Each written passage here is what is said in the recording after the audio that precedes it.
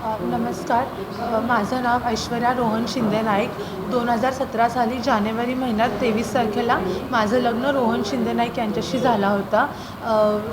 त्यांना माझ्या वडिलांनी 25 तोळे सोनं, 2.5 किलो चांदी आणि 2 लाख रुपये कपड्यांना असं दिलं होतं. एक 6-7 महिने माझा संसार चांगला चालू होता. त्यानंतर त्यांनी त्यांच्या उद्योगांसाठी पैशांची मागणी करत मला सारखं शारीरिक आणि मानसिक त्रास देत होते. माझे पती आणि राहुल शिंदे नाईक यांनी मला सारखं शारीरिक आणि मानसिक छळ करत होते.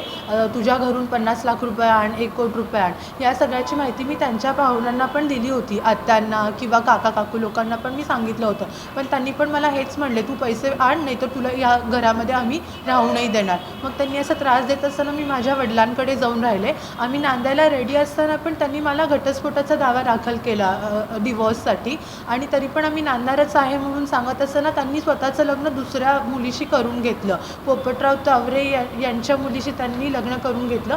त्यांना माहिती आहे माझं लग्न झालेलं, त्यांचं आणि माझं लग्न झालेलं आहे, त्यांचं डिवॉर्स नाही झालं आहे, तरी पण त्यांनी त्यांच्या मुलीशी यांचं रोहन शिंदे नाईक यांचं लग्न लावून दिलं.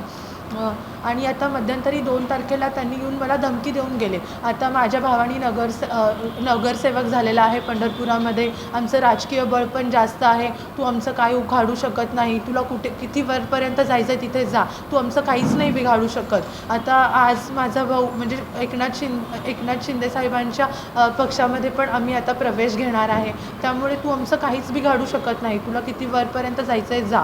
आता तू जर ही केस मागे नाही घेतली आणि तू जर मला डिवॉर्स नाही दिला तर जगताप फॅमिलीला संपवल्यासारखं तुझ्या फॅमिलीला पण आम्ही संपवून टाकू, असं रिसेंट त्यांनी मला धमकी देऊन गेले 2 तारखेला गेल्याच महिन्यामध्ये. हां, मी त्यांची पहिली पत्नी आहे. आता त्यांनी जर म्हणजे आता मी तर अपेक्षा करते की एकनाथ शिंदे साहेबांनी काहीतरी मदत करावी आणि काहीतरी मला न्याय मिळवून द्यावा असं. हां, आता ते निर्जरा पथकांचे हेड आहेत, त्यांनीच माझं तपास करत आहेत, PSI मॅम. मग त्यांच्याकडून पण मदतीचीच अपेक्षा आहे आम्हाला.